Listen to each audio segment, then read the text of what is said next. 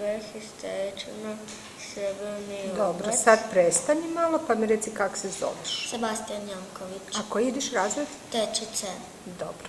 Ajde mi sad lijepo probaj reći riba ribi grize rep. Riba ribi grize rep. A sad probaj metnut prstić. Pa lijepo polako, ajde. Riba ribi grize rep. Odlično. A sad mi ovo pročitaj bez prstića prvu rečenicu. Krastavac spremno i smireno, bez srama, krokodilu govori. A sad mi metni prstić.